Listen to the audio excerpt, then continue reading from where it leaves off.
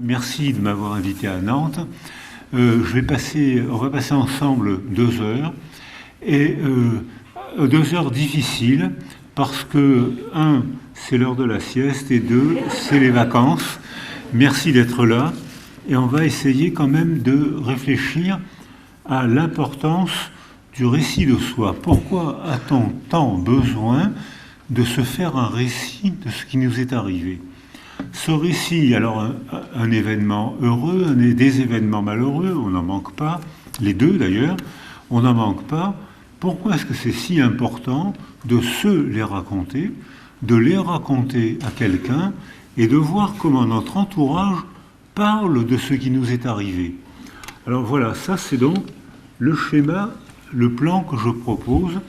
Vous voyez que là, il y a un 5 points, un plan rigoureux, que je ne suivrai rigoureusement pas. C'est-à-dire que, dans un premier temps, je vais vous proposer l'idée qu'il y a un récit préverbal. J'ai fait exprès, récit préverbal. Je vais m'expliquer tout à l'heure. Ensuite, je dirais que le récit solitaire, c'est le tapis roulant qui nous mène au syndrome psychotraumatique et à la dépression. Donc on va essayer de l'éviter. Ensuite, je dirais que le récit partagé, c'est une forme, c'est verbal et pourtant c'est une forme de relation humaine fondamentale. Quand on vit ensemble, on partage des récits, on se présente et à ce moment-là, la parole a une fonction affective et socialisante. Ensuite, je proposerai quelques idées sur les récits collectifs.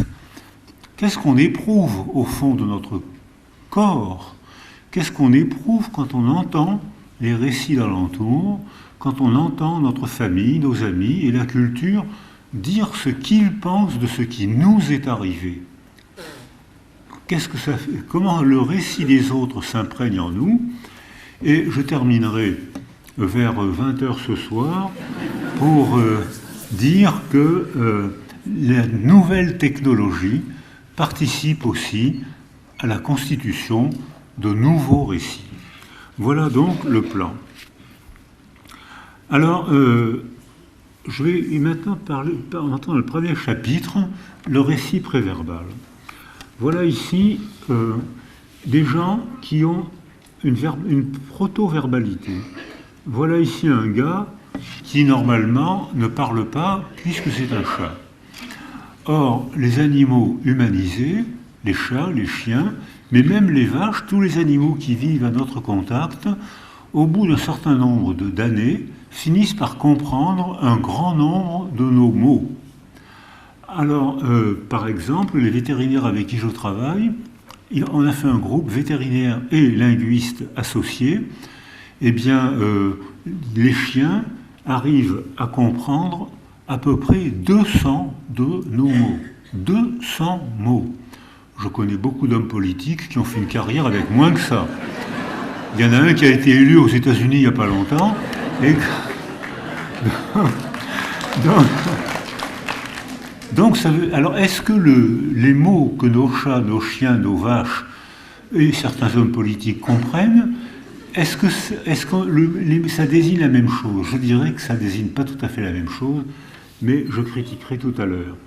Voilà ici un gars, il n'a pas 20 mois, et pourtant il comprend beaucoup de choses préverbalement. Il comprend énormément des mimiques faciales, il comprend des mots, il comprend des déclarations d'amour, il comprend quand on est fâché, il y a des énoncés préverbaux. Il comprend, il baisse les yeux, il met les mains, il a compris. Donc il y a des énoncés préverbaux, et le mystère dont je parlais ce matin avec les étudiants, pourquoi est-ce que tous nos enfants, quelle que soit la culture, quelle que soit la langue qu'on parle autour d'eux, apprennent toute langue en 10 mois, entre le 20e et le 30e mois, sans école, sans prof, sans livre. Ils apprennent toute langue, même une langue très compliquée, en 10 mois. performance intellectuelle qu'on ne pourra plus jamais refaire de toute notre vie.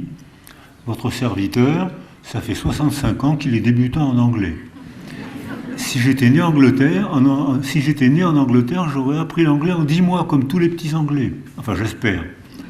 Donc, qu'est-ce que c'est que ce mystère qui fait que tous nos enfants apprennent toute langue en 10 mois?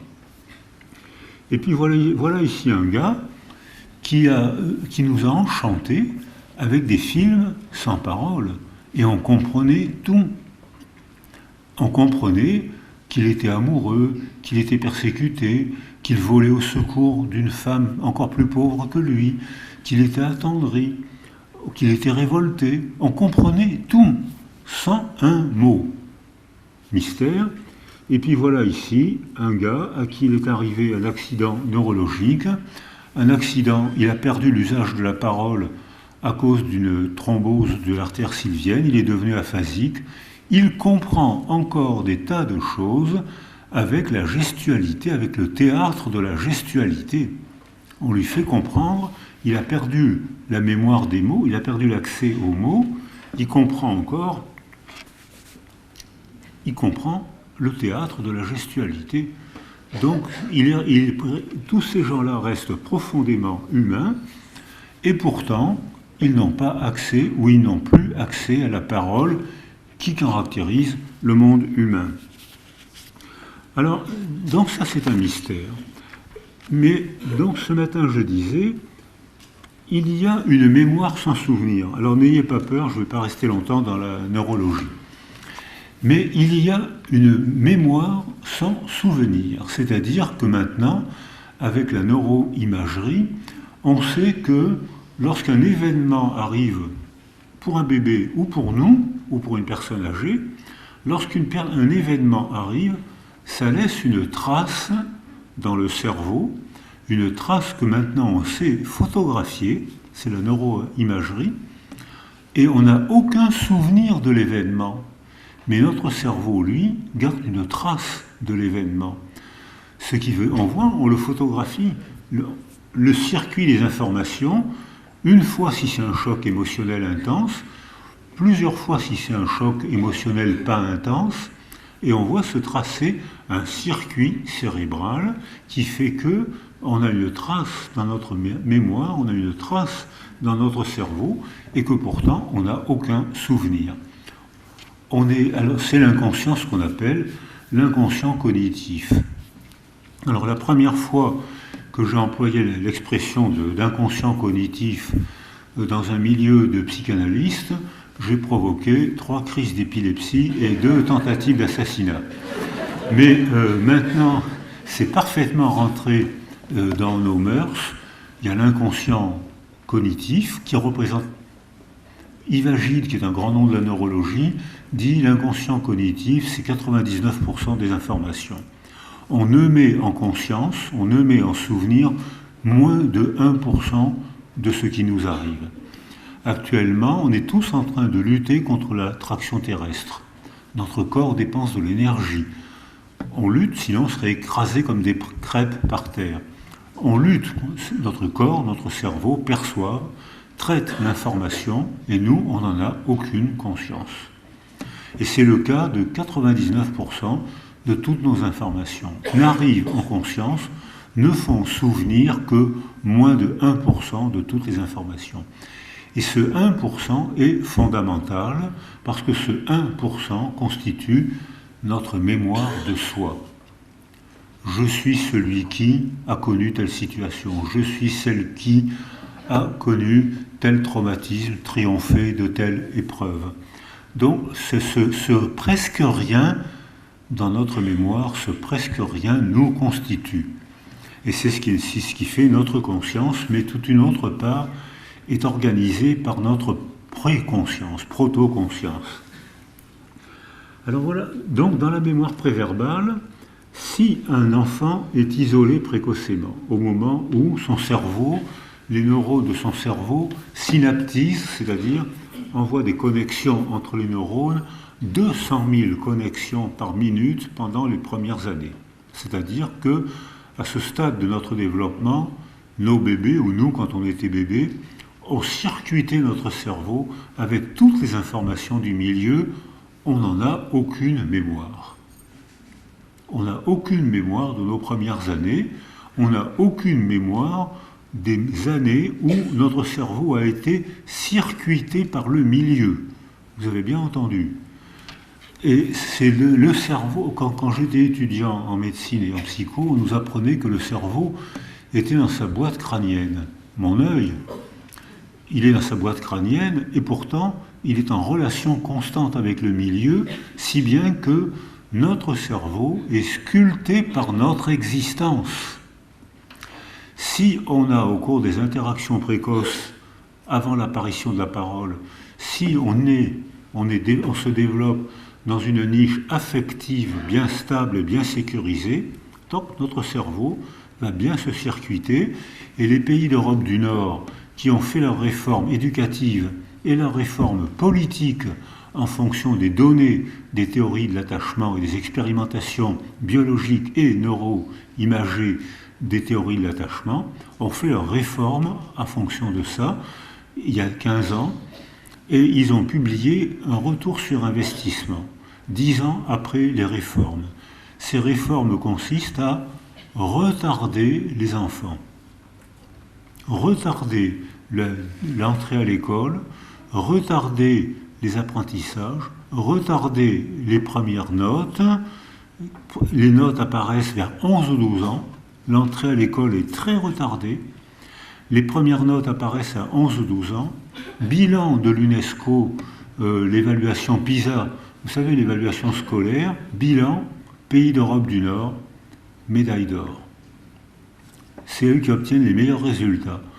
Les enfants qui sont retardés à 8-10 ans sont médailles d'or à l'âge de l'évaluation à 15 ans. Alors que nous, on a la politique contraire.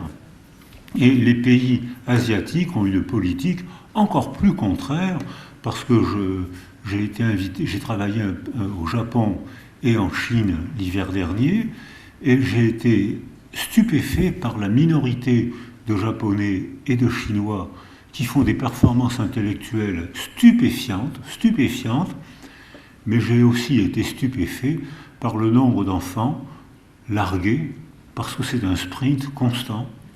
Et beaucoup de Japonais m'ont dit, l'école chez nous est devenue une nouvelle forme de maltraitance.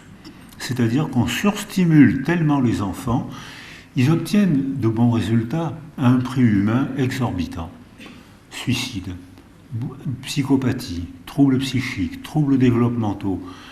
Et ils sont bons, mais ils ne sont pas meilleurs que les Finlandais ou les Norvégiens qui ont la politique opposée.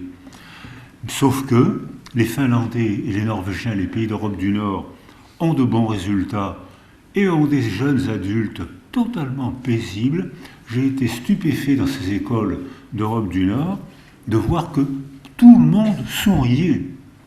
Pas un cri, ni entre les garçons qui d'habitude en France se bagarrent dans les cours d'école, pas un cri, pas une bagarre, que de la politesse. Que des sourires. Alors ça, les Japonais, pour les sourires, ils sont doués. Hein. Ça, ils savent sourire. C'est vraiment il y a le pays l'empire du milieu chez les Chinois et le pays du sourire levant chez les Japonais. Hein. J'ai été charmé par la politesse et le charme relationnel de ces gens. Mais le sourire masque souvent un désespoir intime et un nombre de suicides inacceptables et un nombre de psychopathies, de troubles du développement inacceptables. Est-ce que les bons résultats scolaires qu'ils obtiennent, est-ce que ça vaut un tel sacrifice humain? À débattre, à discuter. Or, ensuite, on voit que lorsque les enfants ont été privés, isolés, et privés d'affection, touchés, parlés, grondés, grondés, ça fait partie de l'éducation, on voit qu'il y a une atrophie du cortex préfrontal et que le volume est diminué, et ça se voit au scanner de ville. Là, je parle de résonance magnétique, c'est-à-dire d'outils très pointus, de capteurs techniques très pointus, très coûteux, mais au scanner de ville, on le voit sans difficulté. Hein. S'il y a des médecins neurologues dans la salle, l'atrophie bifrontale par carence affective, Ça se voit dans la vie quotidienne. Parce que les neurones n'ont pas été stimulés par la vie quotidienne. Ces enfants sont isolés, abandonnés, isolés. On ne leur parle pas, on ne joue pas avec eux, on ne les gronde pas. Leurs neurones préfrontaux ne sont pas stimulés, ils paraissent atrophiés. Et une des fonctions du lobe préfrontal, c'est d'inhiber l'amygdale rhinencéphalique, c'est-à-dire une amande de neurones qui est ici, et qui est le socle neurologique des émotions intenses, insupportables. Ce qui revient à dire qu'un enfant isolé affectivement, au cours des premiers mois de sa vie, quelle que soit la cause de l'isolement affectif, violence parentale, négligence affective, abandon parental, précarité sociale, guerre, quelle que soit la cause de l'isolement, de l'abandon de l'enfant, il y a une altération cérébrale, atrophie des lobes préfrontaux, hyper-réactivité de l'amygdale, qui fait que, quand ces enfants arrivent à l'âge de l'adolescence, ils interprètent tout comme une agression. Qu'est-ce que tu as à me parler comme ça? Pourquoi tu me regardes comme ça? Ben, je te regarde pour te dire bonjour. Pourquoi tu me parles comme ça? Tu me manques de respect. Ben, non, je ne te manque pas de respect. Quand on est humain, on se dit bonjour, on se parle comme ça. Ils interprètent tout comme une violence à laquelle ils répondent par la violence, parce que pour eux, toute information est une agression. Et toute information est une agression parce qu'ils ont été isolés précocement, affectivement, sensoriellement, et ils ont été isolés affectivement, sensoriellement, pour une raison familiale, violence, mort de la mère, mort du père, dépression, ou pour une décision sociale, politique, Ceausescu en Roumanie, précarité sociale en France, ou guerre dans beaucoup de pays, comme actuellement dans beaucoup de pays. Ce qui veut dire que dans le raisonnement que je viens de vous proposer, s'il y a des cartésiens dans la salle, ils vont passer 2 heures désagréables. Parce que c'est plus possible de raisonner en disant une cause provoque un effet. Le raisonnement que je viens de vous proposer, c'est un raisonnement complexe, un raisonnement systémique, comme Edgar Morin, qui est adoré par les Nantais, puisqu'il vient souvent ici, il est adoré par beaucoup de gens. En Amérique du Sud, il est considéré comme un demi-dieu en Amérique du Sud. Hein.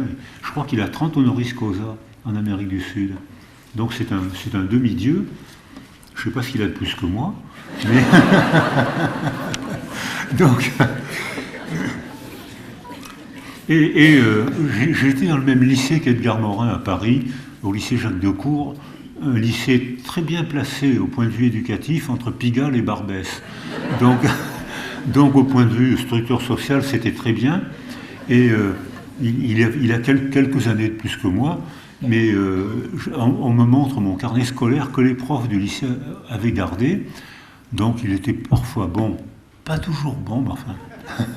Et il me dit, est-ce que vous voulez qu'on vous montre le carnet scolaire d'Edgar Morin? Alors je dis, oui, ça m'intéresserait, ça. Ouh là là là là! Je vois le carnet scolaire d'Edgar Morin, je le vois, j'affirme que si Edgar Morin a eu son bac, c'est la preuve de l'existence de Dieu. C'est-à-dire... Il n'y a pas d'autre explication rationnelle. Donc, il arrache son bac... Et puis, il rencontre Marguerite Duras, qu'il fait rentrer dans sa bande de Saint-Benoît, de la rue Saint-Benoît, et là, réveil psychique, Robert Antelme, David Rousset, Marguerite Duras, il prend le goût de la lecture, il rentre, il fait des études, et c'est devenu l'esprit gigantesque qu'on connaît, et qui est en train de métamorphoser nos manières de penser. Et c'est cette manière de penser que je suis en train de reprendre et de vous proposer. Donc, on ne peut pas raisonner en termes de une cause. Une cause provoque un effet. C'est une convergence de causes qui provoque un effet, l'aggrave ou le réduit. On est loin de Descartes, là. Hein. On est dans la pensée complexe. Alors, voilà ici, je reprends ce qui s'est passé, c'est-à-dire des enfants anaclytiques, comme je l'ai vu en Roumanie, mais je l'ai vu en Colombie, je l'ai vu en France aussi. Hein. Les enfants abandonnés, isolés sensoriellement, quel que soit leur pays, quelle que soit la religion de leurs parents, quand il n'y a pas de stimulation affective autour d'un enfant, il atrophie son cerveau et il a un déficit cognitif parfois très grave. Résiliable si on propose un substitut affectif rapide à l'enfant, pas facile à résilier si on le laisse isoler longtemps, parce que là le cerveau est altéré, et après des mois d'isolement sensoriel, comme je l'ai vu en Roumanie, mais je ne dis pas de mal des Roumains qui ont fait des progrès fantastiques et qui ont rattrapé énormément de leurs enfants, des centaines de milliers d'enfants ont été isolés sensoriellement. Personne ne leur parlait, personne ne s'occupait d'eux, personne ne jouait avec eux, donc ces enfants ne savaient pas parler, puisque personne ne leur parlait. Donc ils n'avaient pas appris à parler. Ils passaient tout le temps à se balancer. J'ai vu les salles de 80 mètres avec des centaines de lits côte à côte, et les enfants ne faisaient que se balancer.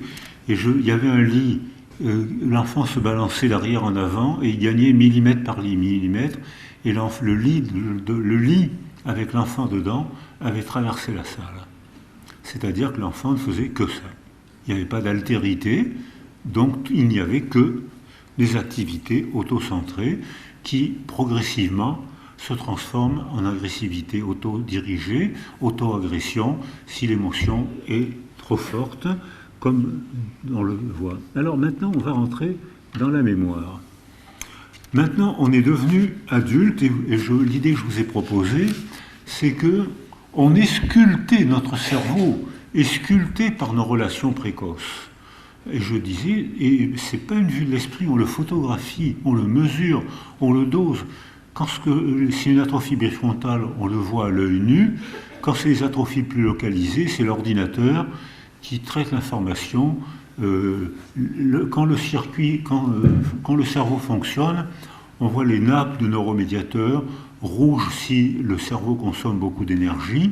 Donc l'ordinateur, il y a un capteur thermique, la chaleur est forte, l'ordinateur le traduit en couleur rouge, on voit une couleur rouge apparaître, jaune, bleu, vert, et si ça fonctionne moins, et on voit que un cerveau qui fonctionne, on voit des circuits de couleurs, c'est assez beau d'ailleurs, c'est beau, on voit un cerveau avec des circuits de couleurs qui passent d'une zone à l'autre. Le cerveau travaille. Alors on ne peut pas lire les pensées, mais on voit les zones où ça travaille. Et c'est déjà un renseignement qui pose beaucoup de problèmes. Et bien sûr, ça n'a rien à voir avec la pensée, ça a à voir avec le travail du cerveau. Alors maintenant, c'est résiliable à condition, quand il y a une altération, elle est résiliable à condition qu'on entoure l'enfant d'affection. Les mots ont une fonction bien plus affective qu'informative, c'est-à-dire que si on entoure l'enfant, comme on le fait tous quand on s'occupe d'un enfant, il se débrouille pour reprendre un développement. C'est la définition de la résilience, qui est quand même une définition cucu, hein. Il n'y a pas de plus logique, il n'y a pas plus bébête que cette définition. Ce qui est difficile en revanche, c'est de comprendre les facteurs qui permettent de reprendre un développement résilient. Ça, il faut faire des équipes pluridisciplinaires, centrées autour d'un même thème. Et comme Martine Lanibel y a participé, Manuela est venue aussi. Elle est venue à Paris. Hein. On a des disciplines différentes, on garde notre spécialité, mais chacun entend la spécialité de l'autre. Il n'a pas acquis sa compétence, mais il entend.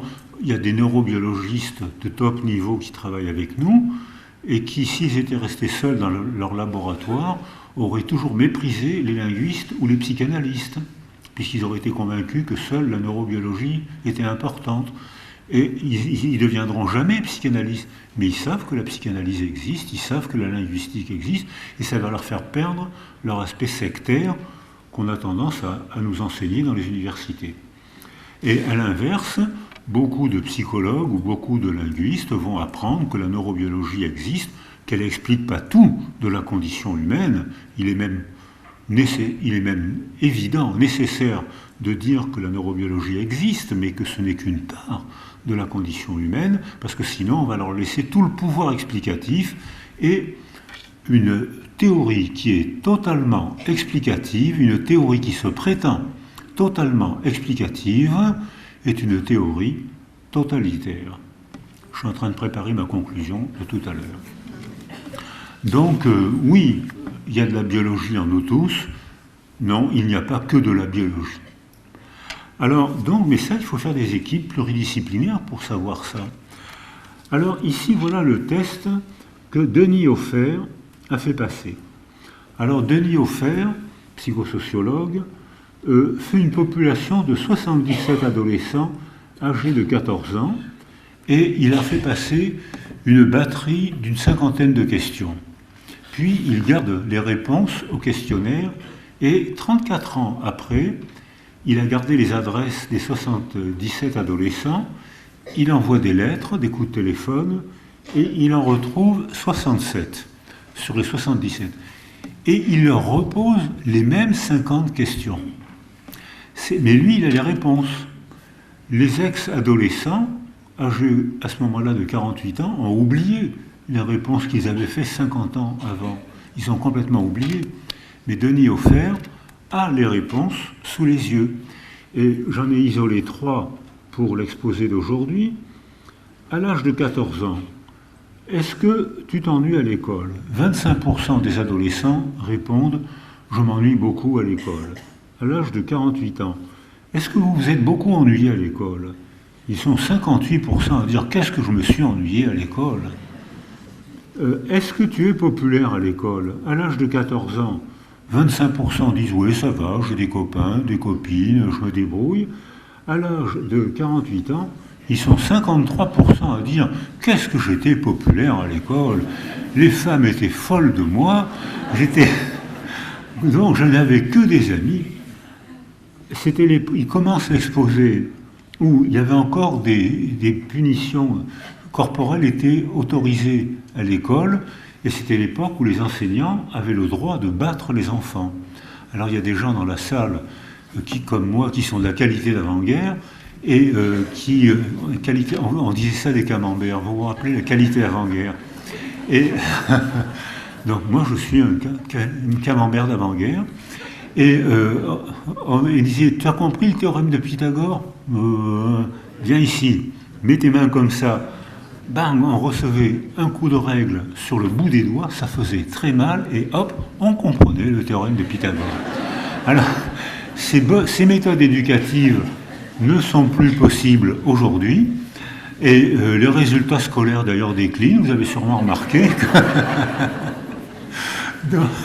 Donc, et quand Denis Hofer pose, est-ce que tu es humilié par ces punitions corporelles? 82% des adolescents répondent « Je suis humilié d'être battu en public ». À l'âge de 48 ans, ils ne sont plus que 30% à dire « Oh, j'en ai vu d'autres, hein, c'est pas bien grave, tout ça ». Ce qui veut dire que notre existence de la vie quotidienne, passer des concours, étudier, travailler, avoir des échecs comme tout le monde, échecs affectifs, échecs sociaux, échecs sportifs, enfin des choses graves, quoi. Le fait, notre existence modifie la manière dont on se représente nos souvenirs. Vous avez bien entendu. Nos souvenirs évoluent avec notre âge et avec nos conditions d'existence.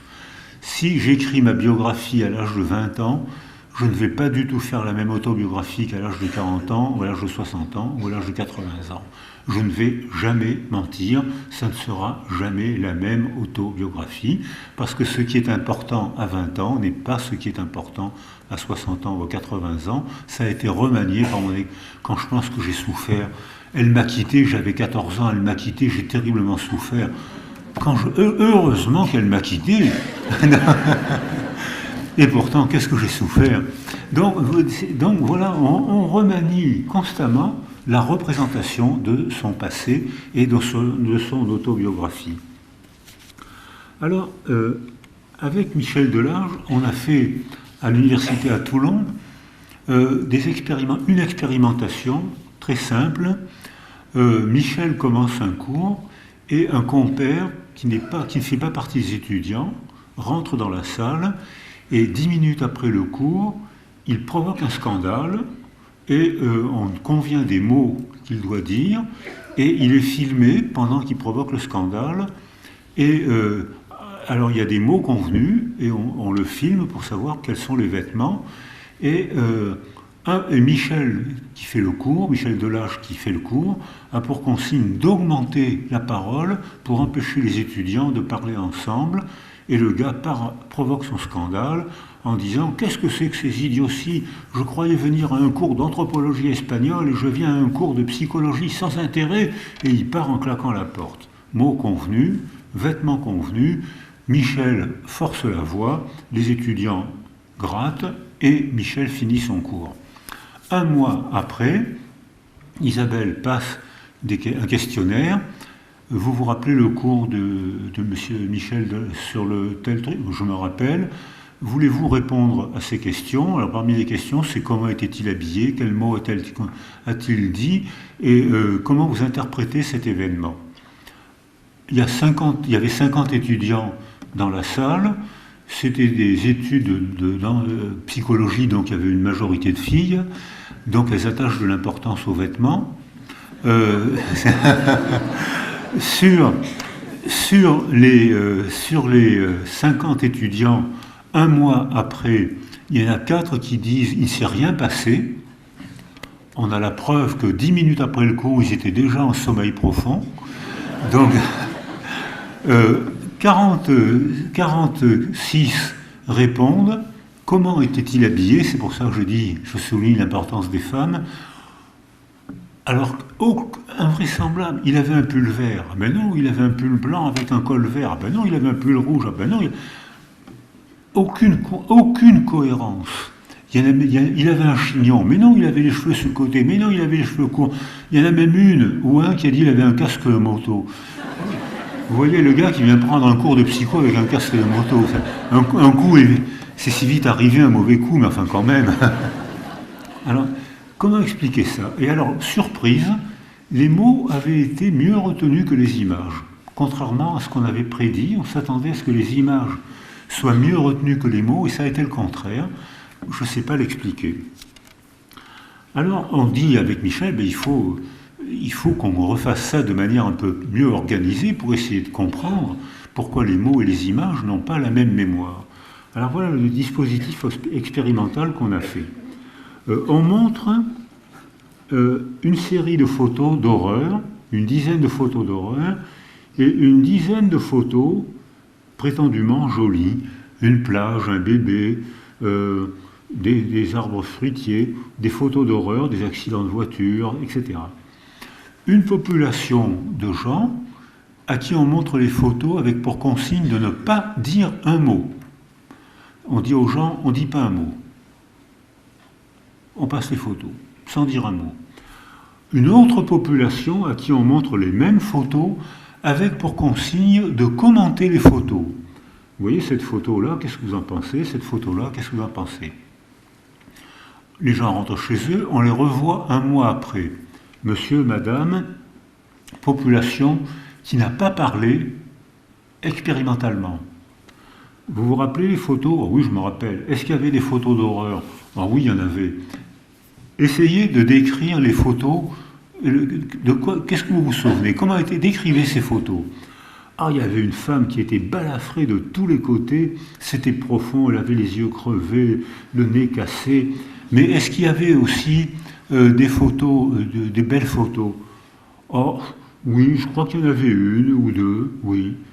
On reprend la population de gens qui avaient pour consigne de parler, de commenter les photos. Monsieur, madame, vous vous rappelez les photos? Ah oui, très bien. Est-ce qu'il y avait des photos d'horreur? Oui, je crois, je me rappelle une photo, il y avait une dame au visage balafré, mais c'était une coupure superficielle. Il suffisait de lui passer un gant de toilette et de faire un point de suture. C'était rien du tout. Mais est-ce qu'il y avait des photos, des belles photos aussi? Ah oui, je me rappelle une photo où il y avait un champ de coquelicots rouges. Le fait d'avoir parlé tout de suite après l'événement, d'avoir montré l'image de l'événement, le fait d'en avoir parlé avait modifié la représentation du passé. C'est-à-dire que les récits avaient été induits bénéfiquement par le fait d'en avoir parlé, maléfiquement par le fait de ne pas en avoir parlé.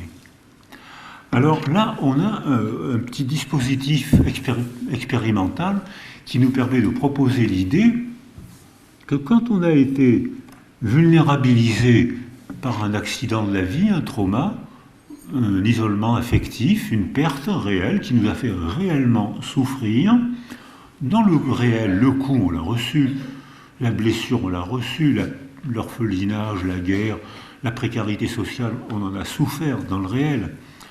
Dans la représentation du réel, on a une possibilité, un degré de liberté qui nous permet, si on s'y attelle, qui nous permet de remanier la représentation du réel par le récit qu'on en fait.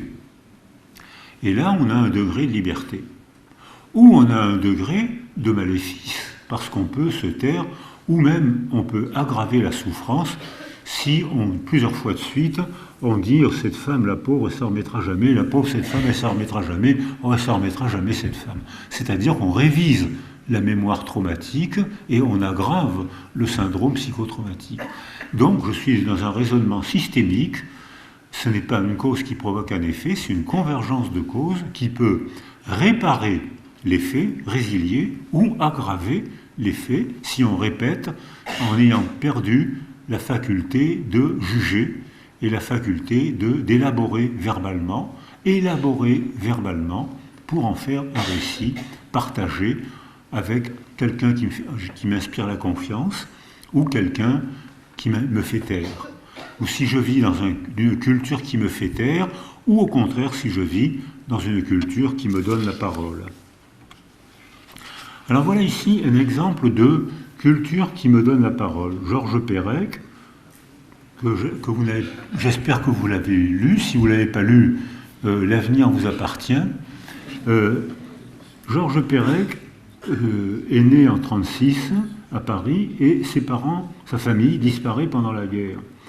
Et dans l'après-guerre, il ne sait pas pourquoi ses parents, sa famille a disparu. Il ne sait pas qu'il est juif, ça ne veut rien dire pour lui. Et il ne sait pas pourquoi sa famille a disparu. Sauf qu'il est tout seul. Il est recueilli par une tante et personne ne parle de ce qui s'est passé. Sa famille, la culture française de des années d'après-guerre, personne ne parle de ce qui s'est passé. Sa famille, ce qui lui restait de famille, parce que c'était trop difficile à dire, et la France des années d'après-guerre, parce que la France, il fallait se reconstruire. La France n'avait pas été glorieuse, elle avait été en famine, l'armée française était partie en courant devant l'armée allemande, la collaboration n'était pas un moment de fierté de l'histoire française, et il fallait reconstruire le pays. Et ce dont je témoigne, c'est qu'il y a eu 30 années de gaieté facile, de gaieté dans la rue. Les gens étaient follement pauvres. C'est l'époque où la CGT demandait aux ouvriers de travailler pendant le week-end et de faire des heures supplémentaires gratuites. CGT. Mais dans le contexte des années d'après-guerre, c'est ce qu'il fallait faire. Il fallait reconstruire la France, il fallait inventer la sécurité sociale dans un contexte où il y avait des tickets. Il y avait des tickets de rationnement pour manger. Et dans ce contexte-là, la CGT invente la sécurité sociale. C'était une utopie incroyable. Inventer la sécurité sociale alors qu'il y avait les tickets de rationnement. Et ça a marché, et ça a augmenté l'espérance de vie et la qualité de vie pour tout le monde. Et donc c'était une utopie merveilleuse, mais c'était une utopie réaliste, réalisée. Et donc il fallait le faire. Mais en réalisant cette utopie, cette belle utopie, ça a fait taire toutes les victimes de la guerre de 40. On ne pouvait pas en parler. Et Georges Perec ne peut donc pas parler et poser cet enfant, ne peut pas demander mais pourquoi est-ce que ma famille a disparu? Pourquoi est-ce que j'étais obligé de m'enfuir? Il peut pas, personne ne lui répond, il ne peut pas en parler. Donc il se clive, sa personnalité se clive, c'est pour ça que j'ai pris cette photo, sa personnalité se clive en deux. Mais ce qui fait le clivage psychologique de sa personnalité, c'est le déni de la société, déni probablement nécessaire, c'est pas une critique que je fais, c'était l'adaptation, il fallait se reconstruire, voilà. Après 4 années de désespoir, même plus, il fallait faire ça, ce qui a fait taire les victimes. Donc on a surcoté les résistants, il y en a eu 220 000 en France, hein. Merci les résistants, mais c'était pas 40 millions, c'était 220 000, mais enfin 220 000 c'est une armée importante, et les films, les romans, glorifiaient les résistants, et il y avait Noël, un père tranquille, ça parle, Noël, le père tranquille, c'était un gars, tous les Français avaient été résistants, et vous croyez que Noël, vous croyez qu'il n'a pas fait la résistance, ben détrompez-vous, il a résisté en secret. Et c'était le thème du film, et probablement que culturellement il fallait faire ça, pour redynamiser les Français, leur redonner un peu l'estime de soi, mais ça a fait taire les blessés, quels que soient les blessés, que ce soit les blessés de la guerre de 40, que ce soit les Juifs survivants de la Shoah, que ce soit ensuite, il y a le même phénomène pour la guerre d'Algérie, il y a le même phénomène pour les Arméniens, le génocide arménien. C'est adaptatif, mais cette adaptation peut-être nécessaire fait taire les blessés et les coupe en deux, parce qu'ils ne peuvent pas faire un récit entier d'eux-mêmes. Ils ne peuvent pas dire en entier, ils ne peuvent dire que ce que vous êtes capable d'entendre. Ce que vous n'êtes pas capable d'entendre, parce que vous le déniez, eh bien ils le taisent, et ça fait une crypte, donc ça fait un clivage de la personnalité. Et ce clivage de la personnalité explique en partie les troubles transmis aux enfants. Parce que les enfants de la génération de Pérec ont eu des parents parfois parlants, racontant, sécurisant et tout d'un coup angoissant. Maman, j'aime bien ma mère, elle me sécurise, je m'attache beaucoup à elle, mais quand je lui dis mais pourquoi est-ce que tu ne me parles jamais de ton pays d'origine? Pourquoi est-ce qu'il n'y a que il y a tant de tantes ou d'oncles dont tu ne parles jamais? Ce silence désigne quoi? Parce que comme en musique, le silence fait partie du discours. Comme en musique, le silence fait partie de la musique. Et dans nos récits aussi, le silence est important. Mais là, il y a un énorme trou silencieux. Qu'est-ce qui désigne ce trou?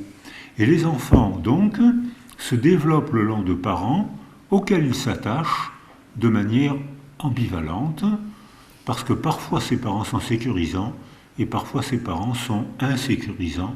Ils ne parlent pas de la guerre, ils ne parlent pas de leurs origines, ils ne parlent pas du trauma, parce qu'ils ont été sculptés par le milieu, coupés en deux par le milieu, clivés par le milieu. Alors,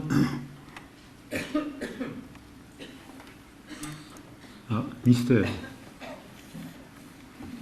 Voilà.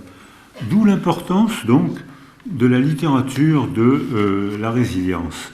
Et là, il est tout à fait important de préparer les gens. On ne peut pas dire, surtout quand il y a eu un trauma, quand il y a eu une guerre, on ne peut pas le dire brutalement.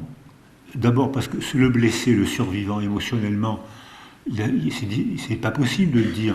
Tu sais, ton père que tu aimes tant, il a été en prison pendant 4 ans. Ou ton père ou ta mère que tu aimes tant, c'est la seule survivante de la famille. Qu'est-ce que c'est? Pourquoi est-ce qu'on a tué tous les gens de la famille de ma mère? Qu'est-ce que c'est que ça?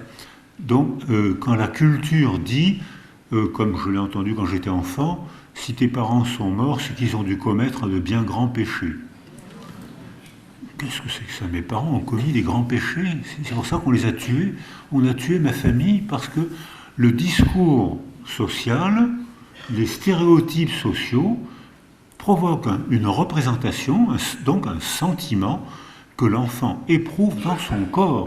Parce que l'émotion provoquée par un récit, l'émotion, elle est ressentie dans le corps.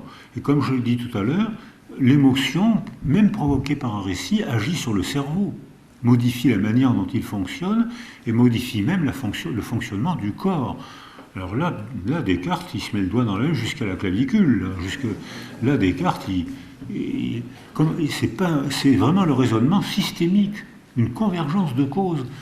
Donc, alors là, d'où la nécessité de donner la parole aux artistes, aux écrivains. Et Victor Hugo, quand il parle de Cosette, qu'est-ce qu'il fait? Il est en train de changer, quand il parle de Cosette ou de Gavroche, il est en train de changer la culture. Avant Victor Hugo, on disait que les orphelins étaient des enfants sans famille, donc des enfants sans valeur. Donc les filles, on les préparait, on en faisait des bonnes à tout faire, et les garçons, on en faisait des garçons de ferme. Parce qu'ils n'ont pas de parents, donc ils ont moins de valeur. Donc c'est même pas la peine de les envoyer à l'école, c'est même pas la peine de les instruire.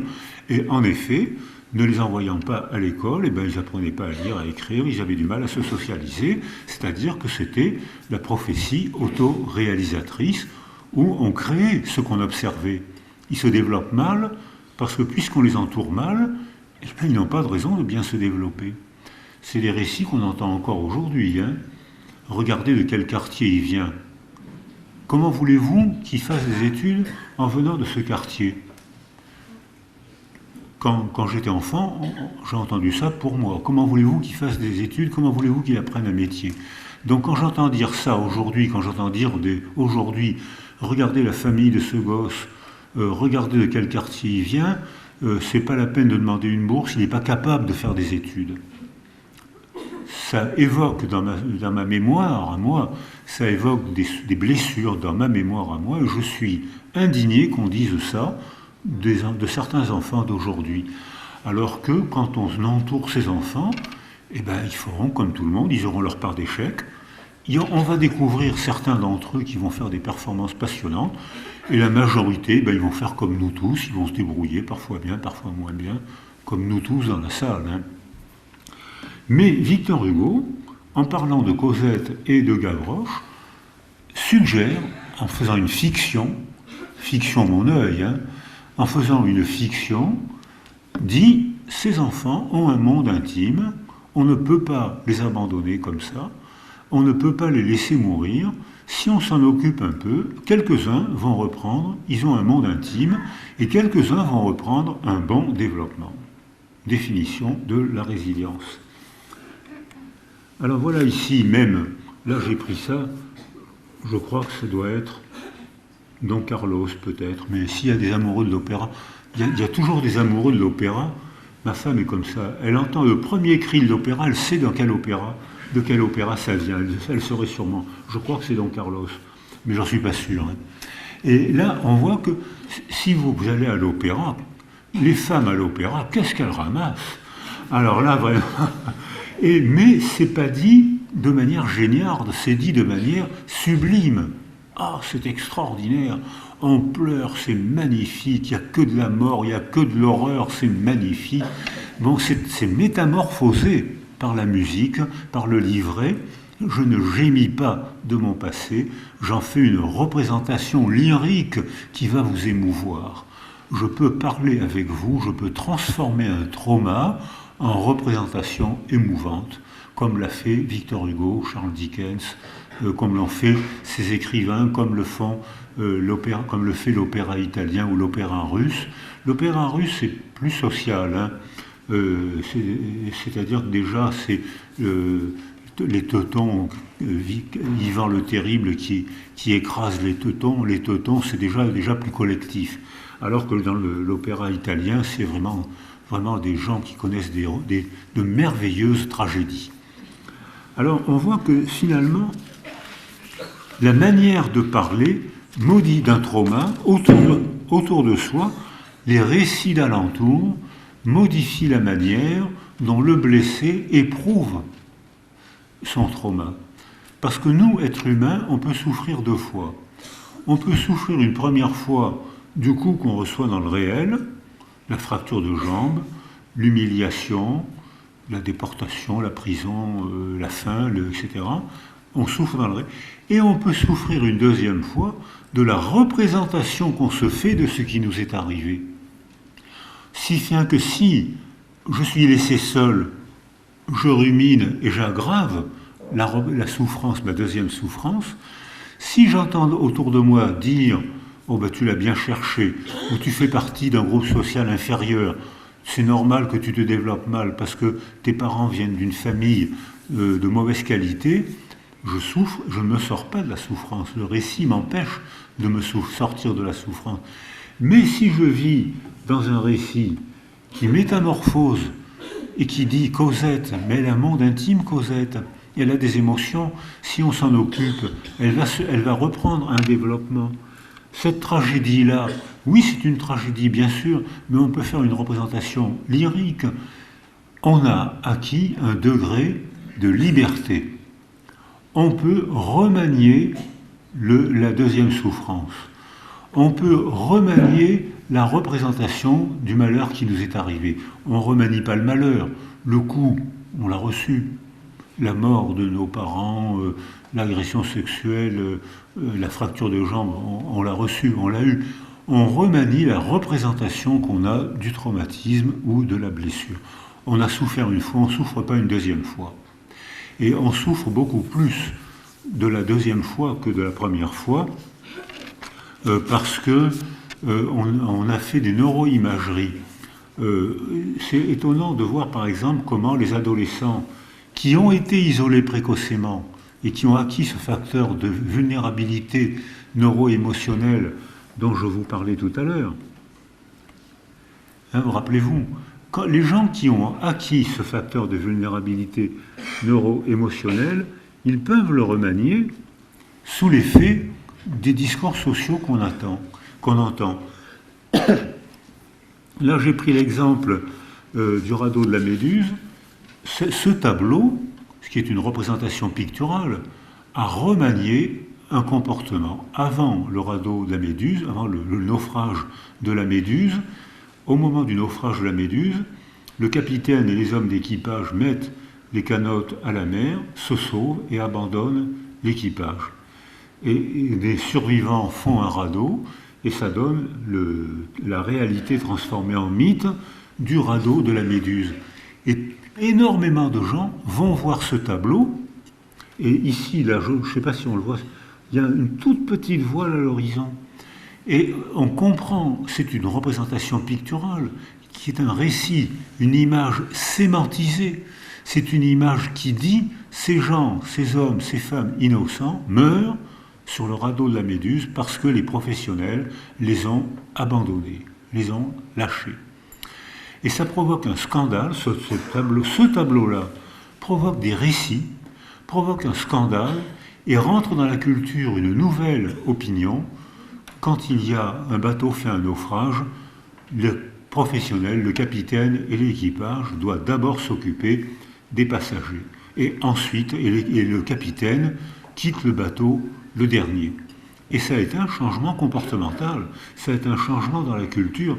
Le tableau pictural, provoquant des récits, provoquant des débats, a changé la morale et l'occupation de ces récits. Et alors voilà, ça. Donc je vais 5 minutes avant les questions. On sait que les êtres humains, monsieur et madame Sapiens, Homo habilis est au monde depuis 2,5 millions d'années. Or, nous, êtres humains, on ne parle que depuis 200 000 ans. Ce qui veut dire que pendant 2,3 millions années, nous, êtres humains, on a été au monde sans parler. On communiquait comme les animaux. On communiquait par des mimiques, des postures, des cris. On communiquait comme les animaux. Donc ça veut dire que on a mis 2,3 millions années avant d'inventer le truc du signe, de la convention arbitraire du signe de la main, du dessin, des tambours. On communiquait par tambour avant de savoir parler, avec un code. On communiquait par des images avant de savoir parler, avant d'inventer l'arbitraire du signe qui nous permet d'inventer les mots et de faire des récits.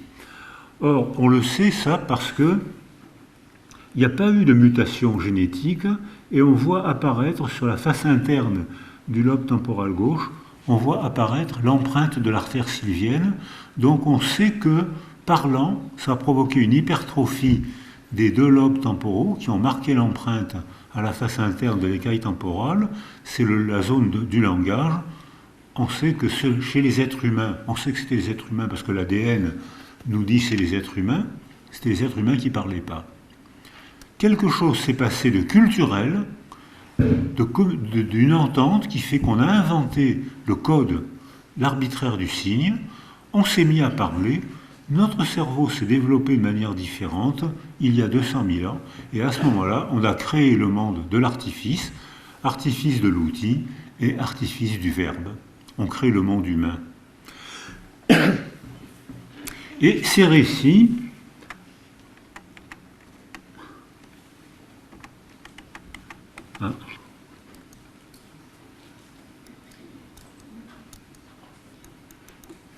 voilà. Et ces récits sont métamorphosés parce que quand l'imprimerie a été... Alors, je vais terminer mon exposé en parlant de la manière dont l'écriture a modifié notre manière de se représenter le monde. Parce que l'écriture aussi, c'est un récit.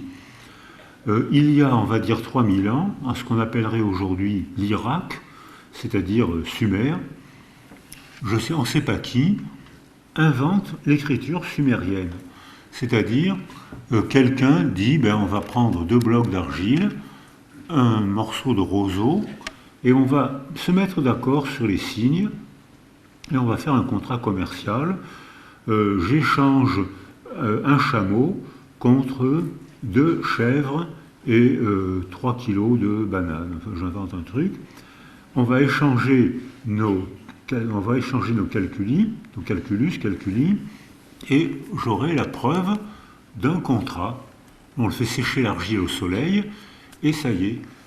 Et ça veut dire qu'en inventant un arbitraire du signe écrit, on matérialise la pensée. On lui donne le fait d'écrire, donne une impression de matérialité supérieure à la vocalité. On dit les paroles s'envolent, les écrits restent. Et probablement, c'est parce que l'écrit est presque plus matériel, alors qu'en fait, l'écriture représente un monde totalement absent, mais on a la trace écrite, matérielle. Ensuite, on a l'invention de l'imprimerie. Alors là, je retrouve la pensée complexe, c'est-à-dire que l'imprimerie, invention technologique élémentaire, 2 best-sellers. Premier best-seller, la Bible. Deuxième best-seller, le marteau des sorcières. Comment torturer quelqu'un pour obtenir une conversion sincère au christianisme? J'ai été en Colombie il n'y a pas longtemps, ou à Carthagène, où il y avait l'inquisition chrétienne, et j'ai vu les instruments de torture facilités par l'imprimerie pour obtenir la conversion sincère des Indiens. Je peux vous assurer que je comprends, quand on voit les instruments de torture, je peux vous assurer qu'on se convertit sincèrement au catholicisme ou à n'importe quoi. Donc, effet bénéfique, on va vivre ensemble.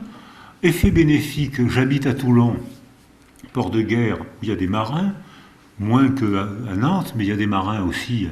D'ailleurs, il y a beaucoup de gens qui viennent de Nantes et de la région qui font une carrière militaire, mais vous savez où ils prennent leur retraite? À Toulon. Donc, on retrouve les archives des militaires, et on retrouve, avant l'invention de l'imprimerie, le seul maître, il y avait des rapports de dictature indiscutables, parce que le seul maître à bord après Dieu, c'était le capitaine. Pour une raison bien simple, c'est qu'on ne pouvait pas se révolter contre le capitaine. Si on le balançait par-dessus bord, tout le monde mourrait, puisque c'était le seul à savoir faire le point. Et dès l'instant où l'imprimerie est inventée, un homme d'équipage comprend rapidement comment il faut faire pour faire le point. Il a des feuilles, il hésite, il parle avec quelqu'un, il fait son travail scolaire, il apprend sans peine comment il faut faire le point. Dès que le savoir est partagé, on peut balancer si le capitaine est dictatorial, on peut le balancer par-dessus bord. Il y aura toujours un homme d'équipage qui saura faire le point et ramener le bateau à bon port. le partage du savoir est le premier pas vers la démocratie. Donc, effet bénéfique de l'écriture, partage du savoir, effet maléfique de l'écriture, le marteau des sorcières. Même raisonnement pour Internet aujourd'hui, effet bénéfique pour Internet, en temps réel, on arrive à savoir des choses stupéfiantes. Moi, c'est de la magie. C'est de la magie. Je me souviens que quand j'étais interne, il y avait des gens qui prétendaient, c'était l'époque où les antibiotiques faisaient des prouesses. Ils sont bénéfiques, mais on en a trop donné et ils commencent à être moins efficaces. Mais dans les années 55-60, on donnait des toutes petites doses d'antibiotiques qui étaient prodigieusement efficaces. C'est comme ça qu'on a fait disparaître la syphilis. Maintenant, elle réapparaît parce que justement, il y a il y a d'autres facteurs, d'autres variables. Mais pendant un moment, on a vraiment cru qu'on avait fait disparaître la syphilis. Et puis maintenant, elle réapparaît. Or, on voit effet bénéfique. J'entends un prof dire la schizophrénie est donc d'origine bacillaire et c'est un traitement antibiotique qui va guérir la schizophrénie. Tous les jeunes psychiatres me disent « Mais qu'est-ce que tu racontes ?» Je dis « Mais oui, j'ai entendu le professeur Untel dire ça, des grands noms de notre discipline. Mais je ne te crois pas. C'est pas possible qu'un tel ait dit qu'un antibiotique allait guérir la schizophrénie. C'est pas possible. » Je tape sur cette redoutable machine et je vois presque en temps réel apparaître les publications du gars prouvant que il avait bien, je vois apparaître en temps réel, mais je vois en même temps apparaître sur ces machines qui sont des boîtes à ordures. C'est devenu en même temps des boîtes à ordures, des diffamations incontrôlables sont mises sur ces machines et quand j'ai remis le rapport sur le suicide à Jeannette Bougram, j'ai un peu tapé sur l'Internet pour savoir ce que les autres pensaient du suicide, et surtout dans d'autres cultures, au Japon, où il y a beaucoup de suicides, en Chine, ce que disaient les enquêtes. J'ai été en relation instantanée avec les universitaires qui travaillaient sur le suicide au Japon et en Chine. Donc c'est une machine merveilleuse. Je tape un peu au hasard, une dame, sa fille de 17 ans, se suicide. La dame dit, je l'entendais chantonner dans sa chambre, je l'appelle et je lui dis, viens, la table est mise, viens manger. J'entends le silence, je m'étonne, je monte dans sa chambre, je la trouve pendue. Elle éprouve le besoin de dire ce traumatisme terrifiant. Elle éprouve le besoin de le mettre sur Internet. Commentaire, pauvre conne, t'avais qu'à mieux la surveiller. Donc on voit, c'est la merveille et l'horreur, comme l'imprimerie. Et voilà un peu la nécessité du débat démocratique. Je vais terminer là-dessus. Lorsque on fait un débat, on ne peut pas être d'accord. On n'a pas le même sexe, on n'a pas les mêmes intérêts, on n'a pas les mêmes histoires, on n'a pas la même religion, on n'a pas les mêmes cultures. Comment voulez-vous qu'on soit d'accord ? Comment ? Donc on ne peut que se mettre d'accord. On ne peut pas tous voir la même vérité, on ne peut pas tous voir le même monde, on n'a pas le même développement, on n'a pas les mêmes origines, on n'a pas la même histoire, on est tous façonnés, structurés, sculptés par des développements et des histoires différentes. Comment voulez-vous qu'on soit d'accord sur une seule vérité ? On ne peut que se mettre d'accord, écoute, on partage la même langue, la même culture, les mêmes territoires, les mêmes intérêts, on va se mettre d'accord, et donc la nécessité du débat démocratique. Mais ça, ce n'est pas un débat démocratique, c'est un langage totalitaire. Il n'y en a qu'un qui a la vérité, et il va imposer sa vérité, et tous ceux qui ne seront pas d'accord seront déportés, rééduqués, torturés, excommuniés. C'est le langage totalitaire. Et ça existe, et un très grand nombre de dictateurs ont été élus démocratiquement. Et encore aujourd'hui, au Proche-Orient, un très grand nombre de dictateurs ont été élus démocratiquement, et j'espère que ça ne va pas nous arriver. Donc voilà ici le langage totalitaire. Donc je vais terminer quelques-uns. Voilà ici, l'idée que je vous propose, c'est qu'il faut distinguer ce qui est dans le réel, et là il faut des scientifiques pour traquer le réel avec des méthodes scientifiques, et il faut distinguer ce qui est dans la représentation du réel, où là on a un degré de liberté, donc de responsabilité. Donc là on peut agir par nos récits, par nos représentations, pour remanier le réel intentionnellement, pour vivre ensemble.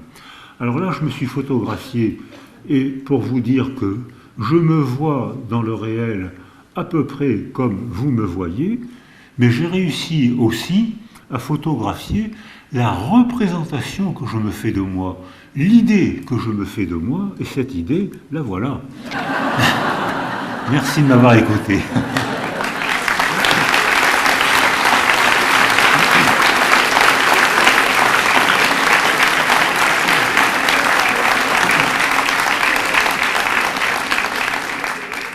Merci, professeur. Vous êtes magnifique, vraiment. C'est ressemblant. Hein. C'est très ressemblant. Je ne savais pas que j'avais déjeuné avec ce bel homme. Oui, j'avais la mèche de cheveux qui me tombait dans les yeux.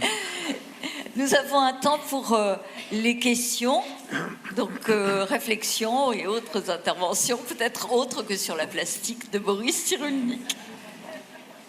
Quoique. Alors, monsieur.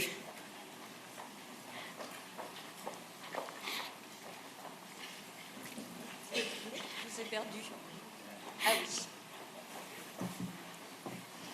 Merci, vous êtes toujours aussi passionnant. Parlez fort, s'il vous plaît. J'ai un micro pourtant et j'ai une voix forte. Est-ce que les codes culturels, l'histoire éducative dans certaines civilisations peuvent modifier le récit que l'on se fait à travers les codes, l'autocensure, etc. Oui, merci pour cette question, parce que effectivement, c'est la question logique. Alors, la réponse est oui. La structure écologique et sociale du milieu sculpte des cerveaux différents. Et oui, les récits que nos enfants entendent autour d'eux quand ils se développent, les récits familiaux et culturels, sculptent, façonnent une représentation de soi différente. Première partie, je travaille au Congo chez les Pygmées. Et j'étais travaillé avec l'UNICEF, et les Pygmées sont en train de sortir des forêts, en grande partie à cause de la déforestation. Et maintenant, on les voit sur les autoroutes. Or, les Pygmées vivent pratiquement tout le temps à l'ombre.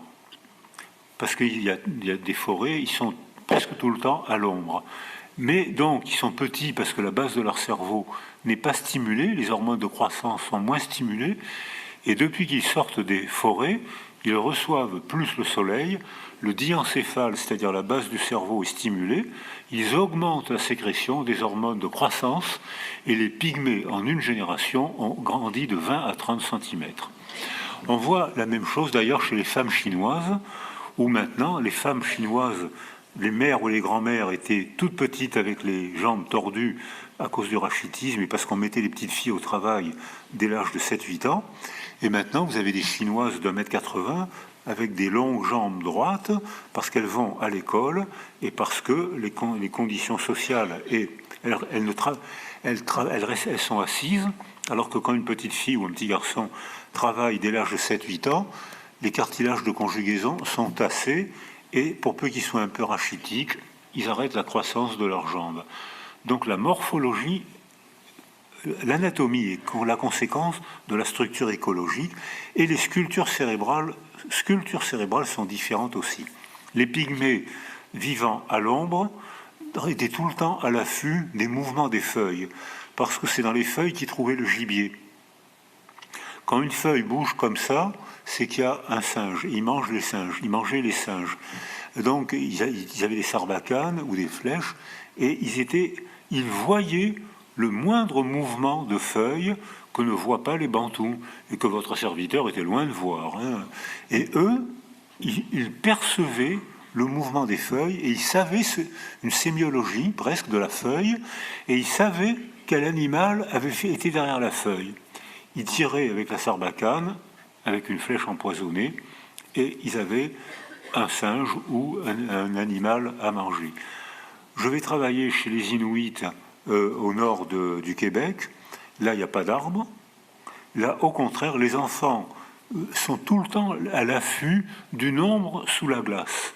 Parce que si une ombre passe sous la glace, c'est que c'est un poisson qui va, ou bien c'est un phoque qui s'apprête à sortir. Et j'ai vu un petit garçon, une ombre passe sous la glace. Le petit garçon de, je sais pas, 10 ans, part comme une flèche sur un trou qui était par là. Il devance le phoque qui sort et il lui plante les doigts dans les yeux et il sort le phoque il l'avait vu sous la glace, ce que votre serviteur n'avait pas vu. C'est-à-dire que notre perception du monde n'est pas la même selon la structure écologique du milieu qui elle-même est la conséquence de structures, conséquences économiques comme chez la déforestation, ou conséquences aussi, comme les Bantous, qui persécutent encore aujourd'hui, moins, mais encore aujourd'hui, qui persécutent les Pygmées. Donc là, je suis dans un raisonnement systémique, un raisonnement complexe.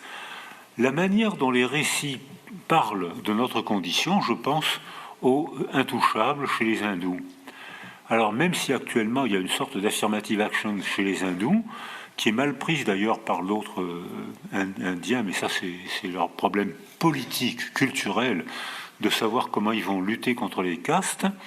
Et chez les hindous, les enfants intouchables s'identifiaient au statut intouchable parce que les récits qu'ils entendaient, les récits d'alentour, leur disaient « vous êtes impurs, attention, ne vous baignez jamais en amont d'un aristocrate ou d'un prêtre, vous êtes impurs, vous risquez de les souiller. » Et j'étais avec un ami indien qui a fait fortune dans le cinéma de Bollywood, c'est comme ça que je l'ai connu, parce que maintenant il a une maison magnifique à Toulon et il continue à faire des films bollywoodiens qui sont des merveilles de naïveté, mais on se laisse prendre, tellement c'est mignon, c'est beau. Et il m'a, à un moment, je vais l'accompagne, et alors je ne comprends pas le langage des intouchables, mais les Indiens cultivés ont un très bel anglais, hein, que je comprends mieux que l'anglais des Anglais. Hein, et ils ont un très bel anglais. Et à un moment, on va parler avec les intouchables qui maintenant font des études, et un enfant d'intouchable, sa mère s'adresse à lui et lui dit, et l'appelle ma petite ordure adorée. Ils avaient totalement intériorisé le statut d'intouchable dit par un récit. Et c'était devenu leur statut. Nous, dans notre famille, on est intouchable, on pollue les aristocrates ou les philosophes. Les philosophes sont une caste supérieure aux guerriers. Alors que chez nous, on a plutôt tendance à considérer que les philosophes sont en bas de gamme et que les guerriers et les industriels sont haut de gamme. Mais ça peut se négocier, hein, ça peut...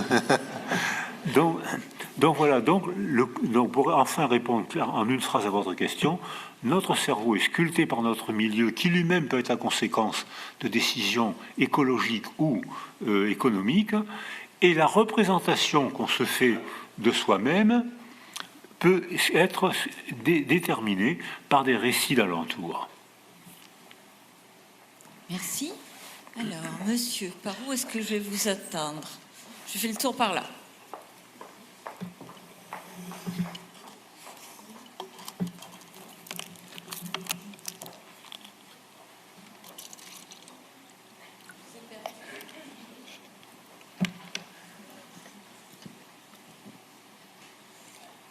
Est-ce que ce qui se vit au niveau personnel, individuel, que vous avez très bien expliqué, peut se retrouver au niveau d'un groupe d'humains, même un grand groupe d'humains, une nation? Je pense en particulier, parce que ça fait partie du débat un peu aujourd'hui, de ce qu'on appelle un récit national, qui est toujours enjolivé. Faut-il garder un récit national enjolivé pour pouvoir se regarder dans la glace, ou faut-il absolument s'autodétruire pour les mauvaises choses que nous avons faites? Voilà un peu ma question. Alors, merci pour votre question, mais c'est la question redoutable. Parce que, alors, on ne peut pas ne pas faire de récit de soi, de notre mythe familial et de notre mythe national. On ne peut pas ne pas en faire. Mais bien sûr, quand on fait un récit, ce récit est presque intentionnel. Je vais souvent en Allemagne, où les jeunes Allemands sont extrêmement honnêtes et courageux.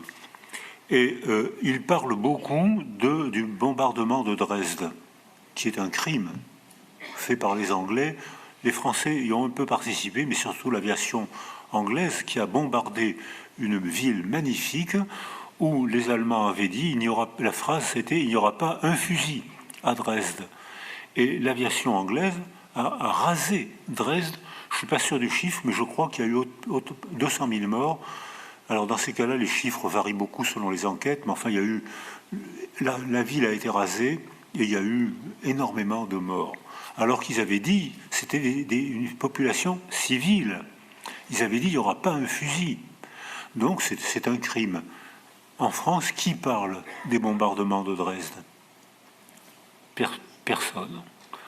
Alors ça veut dire que le simple fait, on ne peut pas tout dire. Et je disais aux étudiants ce matin, notre cerveau a une fonction de réduction et les récits qu'on fait ont une fonction supplémentaire de réduction supplémentaire. Mais c'est comme ça qu'on donne une forme visible et compréhensible à notre monde. Mais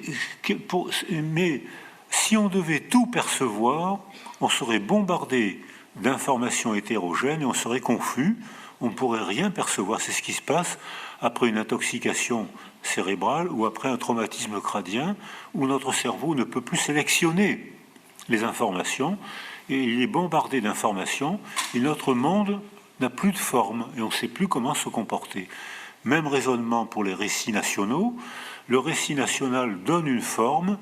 De préférence, c'est la forme de celui qui a pris le pouvoir, du parti politique qui a pris le pouvoir, et qui ne ment pas en choisissant certaines informations pour en faire un récit mythique qui revalorise l'estime de soi. On a besoin d'avoir une estime de soi, on a besoin d'un récit pour avoir une conduite à tenir et pour que notre monde ait une cohérence.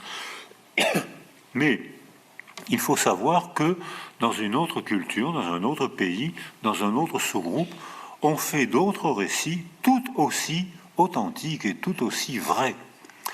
Alors là, pour les philosophes cartésiens, dites-moi où est la vérité. Moi, je dis, je peux vous dire où est votre vérité. Mais dites-moi où est la vérité. En voilà un qui disait où était la vérité. Il y en a d'autres. Hein.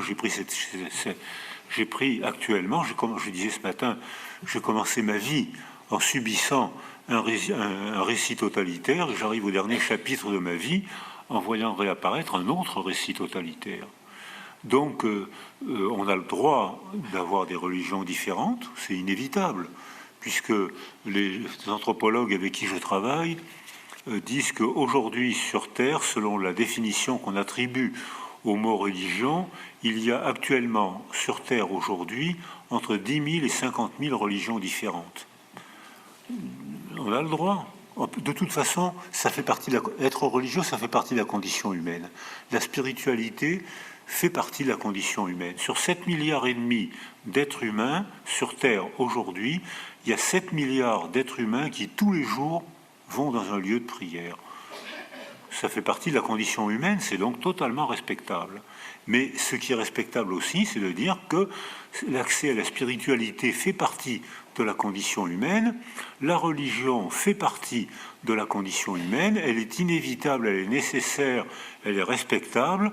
Ce qui n'est pas respectable, c'est que là, que ce soit une religion sacrée ou une religion profane, c'est que quand quelqu'un a l'armée ou la police et veut l'imposer aux autres, sachant que la principale arme du régime totalitaire, c'est pas l'armée, c'est pas la police, c'est la soumission au conformisme. Et que tous les gens dans cette salle qui ont subi un régime totalitaire savent que l'arme du régime totalitaire, c'est le conformisme. D'où la nécessité de Turlupin, d'où la nécessité de romanciers qui vont inventer, soi-disant, des romans scandaleux, d'où la nécessité de cinéastes qui vont provoquer des scandales eux aussi, et on ira leur dire qu'on n'est pas d'accord avec eux, on va s'engueuler, on ne sera pas d'accord, mais on va fabriquer de la culture. Alors que là, on fabrique que de la mort. On fabrique de la mort culturelle et de la mort physique. Il n'y a qu'une vérité. Voilà, je ne sais pas si j'ai répondu à votre question, mais je suis très content de ma réponse.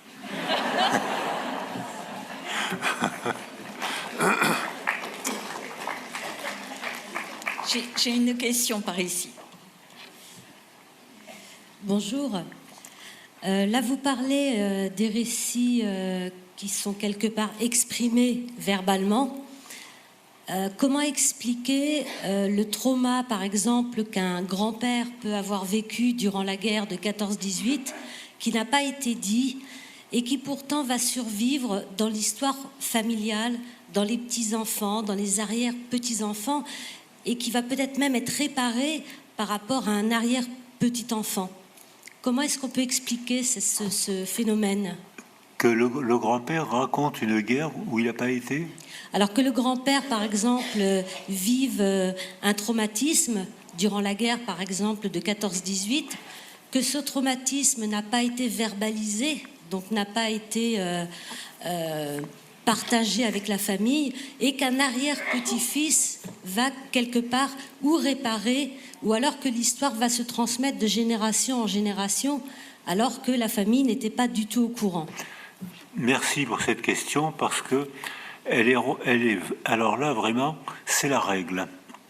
Quand un homme, une femme connaît un traumatisme, il a du mal ou il ne peut pas en parler à ses propres enfants. Alors qu'il a souvent du plaisir à en parler à ses petits-enfants ou à ses arrière-petits-enfants. Alors ça, c'est une question, c'est un mystère. Et c'est la règle. Quel que soit le traumatisme, j'ai des amis arméniens qui m'expliquent qu'ils ont mon âge et ils ont vu la grand-mère avec une énorme cicatrice d'une oreille à l'autre, c'est-à-dire que un détenu de droit public les prisons avaient été ouvertes pour que les détenus égorgent le plus grand nombre possible de catholiques arméniens, de chrétiens arméniens. Et elle, l'égorgeur, n'avait pas enfoncé, je ne sais pas ce qui s'était passé, il avait simplement fait une énorme coupure et il avait raté les carotides. Et tous les enfants voyaient la cicatrice parce que les Arméniens survivants étaient dans le désert. Donc on ne pouvait pas recoudre ce qu'on aurait fait aujourd'hui, donc elle avait gardé une énorme cicatrice. Et tous les enfants voyaient la cicatrice de la mère et ne posaient aucune question. Et ce sont les petits-enfants qui ont osé poser la question, mais grand-mère, pourquoi tu as une cicatrice là ? Alors, et la grand-mère a répondu en souriant à ses petits-enfants, alors que quand quelques enfants posaient la question, je t'expliquerai plus tard. Mais plus tard, c'est toujours plus tard.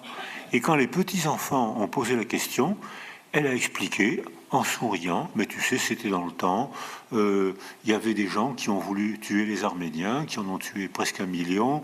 Et alors, comment expliquer ? C'est la règle pour tous les traumatismes. Alors, comment l'expliquer ? C'est que, d'une part, il y a un temps de déni pour les blessés, les survivants blessés du trauma, ou les survivants, il y a un temps de déni pour faire une métaphore que je compare à une jambe cassée. Dans un premier temps, on met un plâtre sur la jambe cassée, parce que si on fait marcher les gens trop tôt, on aggrave la fracture.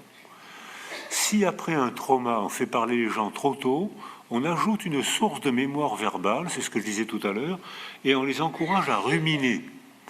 Ah bon, il a voulu t'égorger. Ah bon, il t'a violé en rigolant. Ah, ça l'amusait beaucoup. Et donc, en encourageant les gens à parler trop tôt, on favorise le syndrome psychotraumatique. Je ne parle que de ça. Je révise la mémoire traumatique. Je ne pense qu'à ça dans la journée. Ça me revient sous forme de cauchemar la nuit. Tout ce que j'entends autour de moi évoque la tragédie que j'ai subie et dont je ne peux pas parler. Donc ça c'est...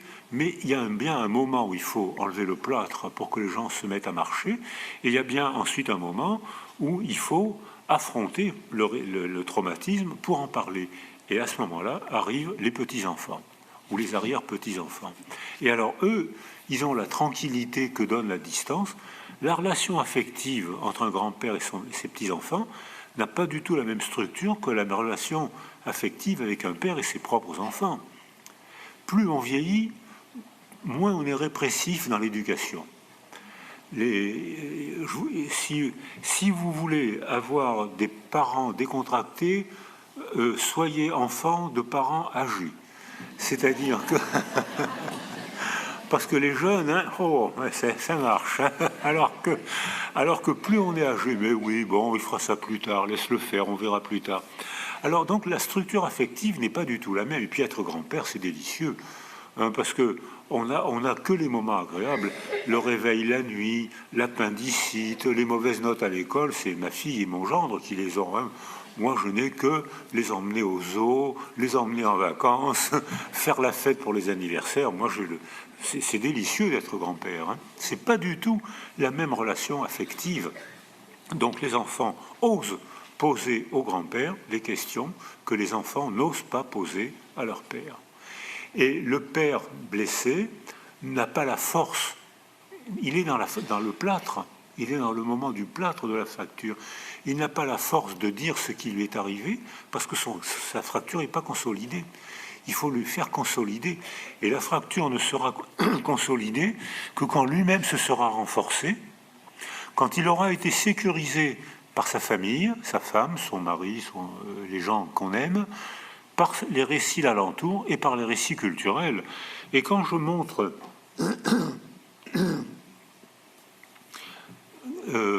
Georges Perec s'est tu pendant 30 ans. Il a été un des premiers à oser parler de la Shoah.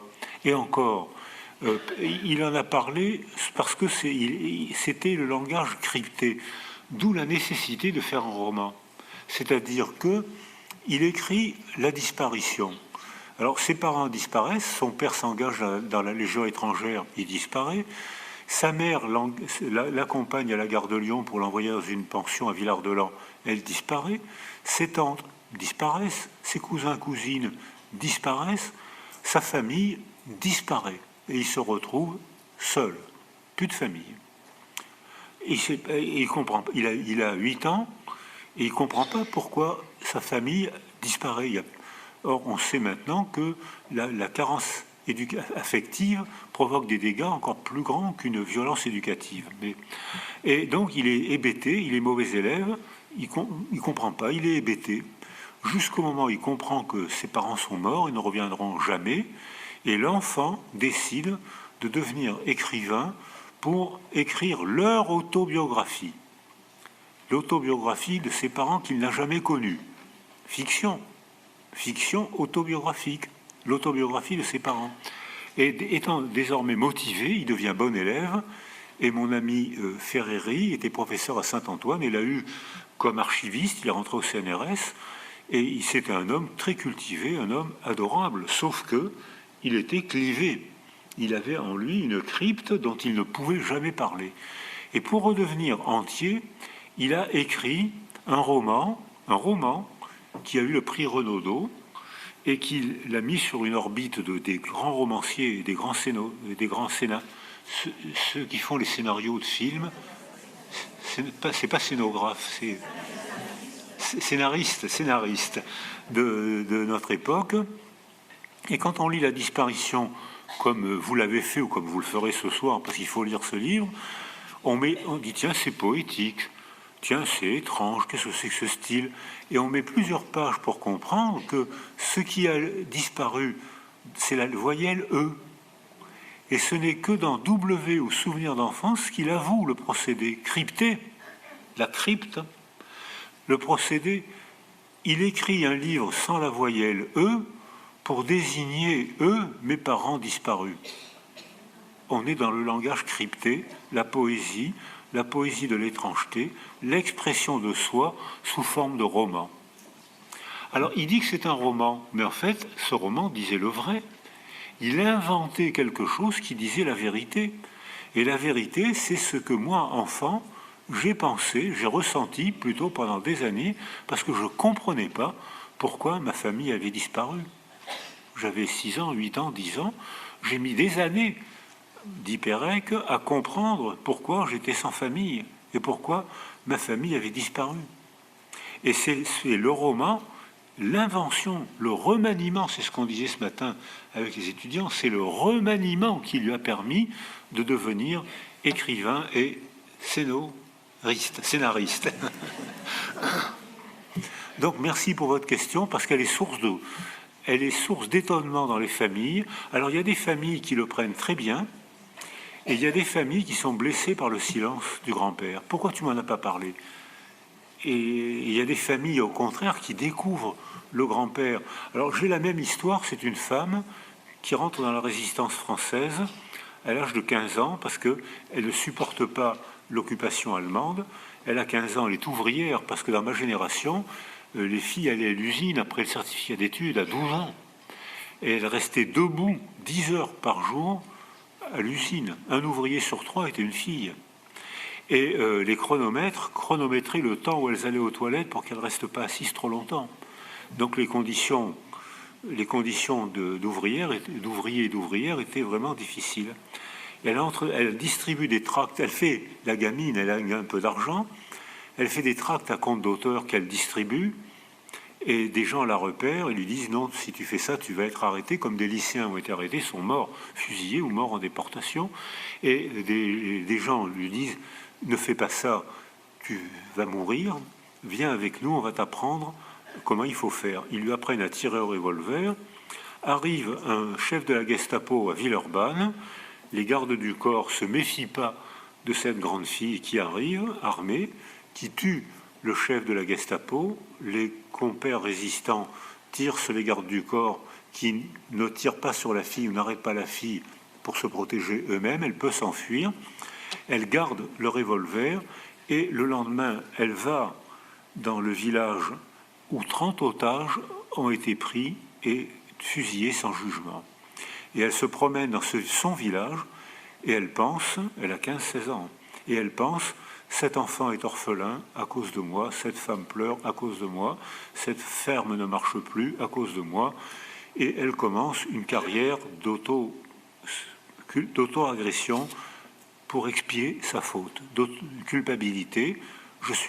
Elle n'est pas coupable d'avoir tué le chef de la Gestapo, elle est coupable de la mort des 30 otages. Et elle commence à se punir, et dans le cadre de ces auto-punitions, elle épouse un haut fonctionnaire. Et, ce qu'il ne faut jamais faire. Et donc, un haut fonctionnaire est déménagé tous les 3 ans, et à chaque déménagement, elle emporte dans une boîte en fer, avec un chiffon huileux, son revolver, qui est la preuve de son acte héroïque de résistance et de sa culpabilité. Et elle met le revolver au milieu de la salle à manger à chaque déménagement. Aucun de ses enfants ne pose de questions.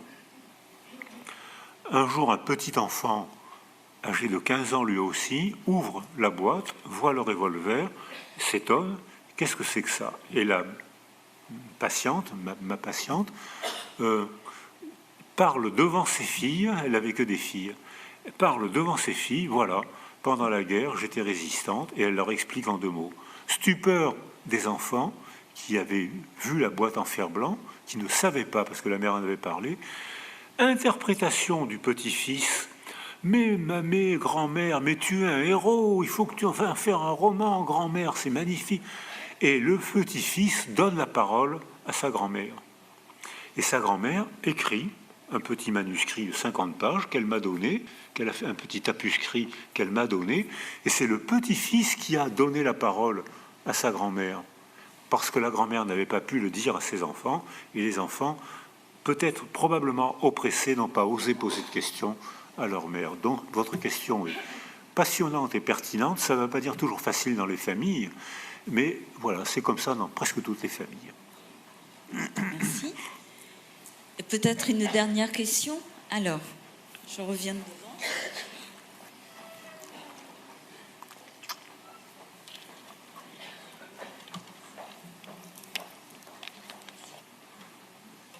Vous parliez tout à l'heure, je ne sais pas si on m'entend. Parlez fort. Merci. Bonne information. Oui, vous parliez tout à l'heure de temps de latence nécessaire entre un événement traumatique et un récit. Et moi, j'aimerais bien avoir votre avis justement sur la mise en place systématique de groupes de parole après des catastrophes naturelles ou après en tout cas des événements traumatiques, des actes terroristes ou autres. Tout à fait. Alors, c'est ce que font les soldats actuellement qui ont une formation obligatoire à la résilience. Avant le trauma, facteur de protection. Pendant le trauma, une base de sécurité. Inspiré par les Américains, ils appellent ça un buddy, un copain. Et après le trauma, groupe de parole. Ils sont plus en uniforme, ils sont en survêtement. Et ils sont pas obligés de parler. Ils ne parlent que s'ils veulent. Ils font du jogging, ils parlent de bêtises s'ils veulent parler de bêtises. Ils sont sécurisés, premier temps, et dans un deuxième temps, ils vont dans un groupe de parole et ne parlent que s'ils veulent prendre la parole. S'ils veulent se taire, ils se taisent. Ils ne sont pas contraints à parler. Et effectivement, là, quelques-uns ont envie de parler très tôt, les autres les écoutent et savent que celui qui parle est leur porte-parole. Et donc, ça fait partie, mais on a respecté le temps du plâtre dont je parlais tout à l'heure. S'ils ne veulent pas parler, on ne les force pas à parler, parce que sinon on aggraverait le syndrome psychotraumatique. Alors, actuellement, il y a 10 à 12 000 Français, soldats français en guerre actuellement. On croit qu'on est en paix. Il y a 12 000 soldats français sur le front du Mali, Afghanistan, et Hollande a avoué il n'y a pas longtemps, en Syrie. Or, il y a moins de morts qu'avant, parce que les soldats ont 50 à 60 kilos de matériel technique sur le dos. Ils ont des caméras infrarouges, ils ont pour les combats la nuit, ils ont un gros matériel, ils ont un téléphone portable. Donc il y a beaucoup moins de morts que pendant la guerre de 14-18 ou pendant les guerres de 39-40 où il y a eu des dizaines de millions de morts. Il y a beaucoup moins de morts parce que la technologie les protège et parce que les morts maintenant c'est des civils. Je parlais de Dresde tout à l'heure. À chaque guerre, c'est les civils et surtout les enfants qu'on tue de plus en plus au cours des guerres. Actuellement, dans les guerres du Proche-Orient, en Syrie, il y a 100 000 enfants qui ont été tués. En 50 guerres, en Syrie. Personne n'en parle. Personne. 100 000 enfants ont été tués. C'est un massacre d'enfants. Personne n'en parle. Et quand ces soldats rentrent, il y a moins de morts qu'avant, il y a énormément de syndromes psychotraumatiques. Énormément. D'où la nécessité de former ces soldats à la résilience. Et ils savent qu'il y a les facteurs de protection qui sont acquis avant. C'est le cerveau, je vous ai montré. Lorsqu'on a été sécurisé, le coup dans le réel, on le reçoit, mais on redémarre plus vite si quelqu'un nous tend la main ou la parole, on redémarre plus vite. Si on a été isolé précocement, on a acquis un facteur de vulnérabilité neuro-émotionnelle. Le coup qui nous frappe, on a du mal à redémarrer parce qu'on a déjà été vulnérabilisé par une défaillance développementale pré-parolière, pré-verbale au cours des premiers mois de notre vie. Et après le trauma, si on fait parler les gens trop tôt, on aggrave le syndrome psychotraumatique, mais dans les groupes de parole. Alors, quand j'ai travaillé avec les enfants soldats au Congo, et les éducateurs congolais qui m'ont impressionné par leur talent relationnel, leur talent psychologique. Il y a des enfants soldats comme il y en a eu dans toutes les cultures. En France, on avait les Marie-Louise napoléoniennes, les Allemands. Si vous allez au cimetière de Caen, le cimetière allemand de Caen, on voit sur les tombes, il y a plein de tombes de 12 ans. De petits hommes, des enfants. Et j'ai discuté avec des Américains qui me disaient on voyait de loin un uniforme allemand avec un fusil, on tirait dessus, et c'est en arrivant sur le corps qu'on voyait qu'on venait de tuer un enfant de 12 ans. Donc c'était l'enfant de 12 ans, lui sa vie avait été brève, et le soldat américain, il n'était pas fier d'avoir tué un enfant de 12 ans, ce qui se passe actuellement dans les guerres du Proche-Orient, où les djihadistes envoie en première ligne des enfants avec des explosifs autour de la taille. Et ce que nous disent les soldats, c'est qu'ils tirent sur les enfants et ils disent Donc, si je tire dessus, il va mourir. Si je tire pas dessus, il va mourir avec moi. Et les djihadistes, parfois, envoient des enfants avec des bouquets de fleurs ou des lettres. Les enfants arrivent à souriant, les soldats tirent, et ils découvrent que l'enfant n'avait aucun explosif autour de la taille. C'est-à-dire que ces soldats rentrent au camp délabrés psychologiquement. Et là, j'en ai vu beaucoup. Toutes les guerres sont dégueulasses, et les guerres modernes sont encore plus dégueulasses. Et alors, en plus, les médias se font complices. Puisque si les terroristes font volontairement, intentionnellement, des actes incroyablement atroces et spectaculaires, c'est pour passer sur TF1 à 20h. De façon à pouvoir terroriser la population, provoquer des conflits, de préférence interreligieux s'ils pouvaient, ou intercouleurs, ou interculturels, je ne sais pas, parce qu'à ce moment-là, le pays d'accueil serait agressé par des guerres intérieures, ils seraient vulnérabilisés et ils pourraient imposer leurs lois plus facilement. Jusqu'à maintenant, ça ne s'est pas trop passé. Il y a des gens qui aimeraient bien que ça se passe comme ça, hein. Mais pour l'instant, ça ne s'est pas trop passé, ni en Allemagne, ni en France. Mais il y a des gens qui se laisseraient bien piéger, comme l'ont été les Français, l'armée française pendant la guerre d'Algérie, qui ont répondu aux atrocités par des atrocités, et c'était ce que souhaitait le FLN. Ça permettait d'obtenir l'indépendance totale, alors que sinon, peut-être, il aurait fallu négocier. Donc c'est une intention politique, et les médias se font complices de cette politique en montrant les horreurs à la télévision. Allez, une petite dernière, mais c'est bien parce que c'est vous, hein? Oui, merci beaucoup. Mais vous avez répondu au niveau de l'armée. Je ne sais pas si c'était la question de madame, mais moi, je voudrais dire, sur tous les événements, déraillement, le feu, un attentat, etc., on en voit de plus en plus ce qu'on appelle un SAMU-psy. Et est-ce que ça vous paraît légitime que ce soit tout de suite là, sur l'instant? On entend parler de plus en plus de... Le SAMU-psy. Oui. Cellule psychologique. Oui, merci pour cette question, parce que c'est bien sûr la question logique. Alors, quand c'est un stéréotype, ça devient ridicule. Il y a eu 7000 morts, 200 000 migrants, mais c'est pas grave, on envoie une cellule psychologique. C'est absurde, c'est même ridicule.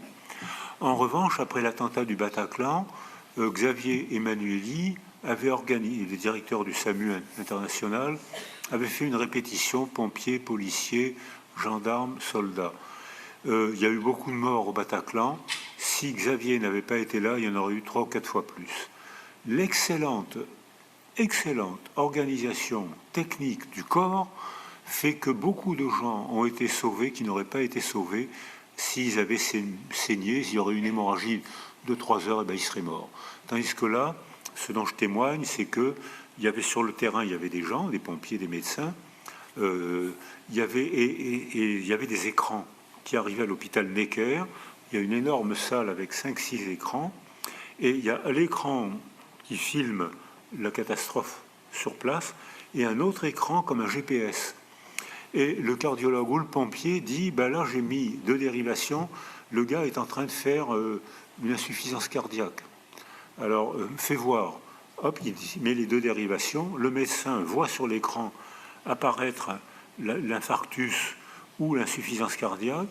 Sur le GPS qui est à côté, écoute, tu as un cardiologue qui est à tel endroit, là où il y a un centre d'accueil qui est à tel endroit, à 2 rues, dis aux pompiers d'aller à telle adresse. Beaucoup de gens ont été sauvés par cette technologie que j'ai trouvée stupéfiante. Il y a eu des morts, il y en aurait eu 4 fois plus s'il n'y avait pas eu cette technologie. Thierry Bobet était responsable, que j'aime beaucoup, je ne veux surtout pas en dire de mal, était responsable de la cellule psychologique. Et il dit, il faut être sur le terrain, mais il ne faut pas forcer les gens à la parole. Il faut être sur le terrain, et comme je disais tout à l'heure, le premier temps, c'est être là. Voilà une tasse de café. Ah ben oui, là vous avez une brûlure, mais c'est rien, allez voir ce médecin.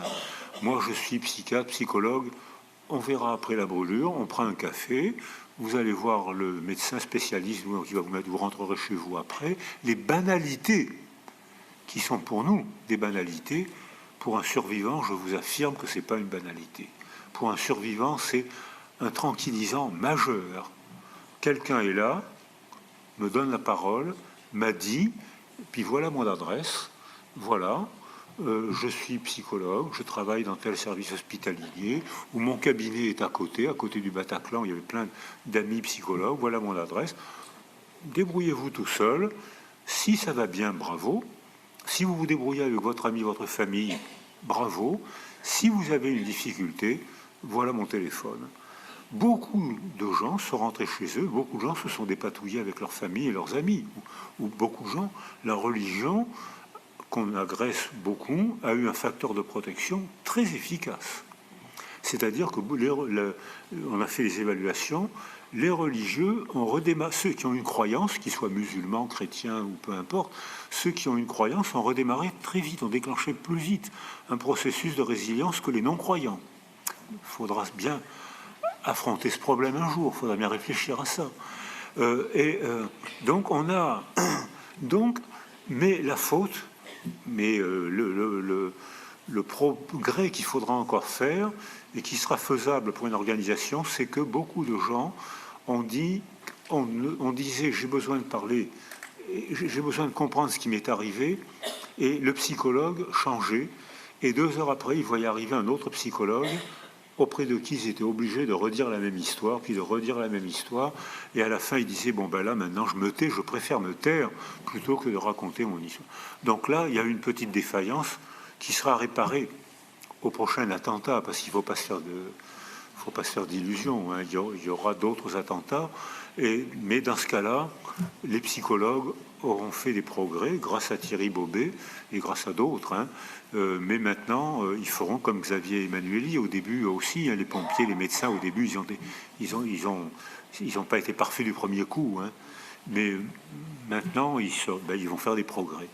Donc maintenant, il y a eu les évaluations ont été faites par Thierry Bobet. 1 an après l'attentat du Bataclan, il y avait sur une population de traumatisés qui étaient mal, qui ne pouvaient plus travailler, qui ne pouvaient plus parler, qui ne pouvaient plus dormir, qui étaient mal, qui étaient dans une souffrance constante. 1 an après, il n'en restait que 25%. Donc c'est bien.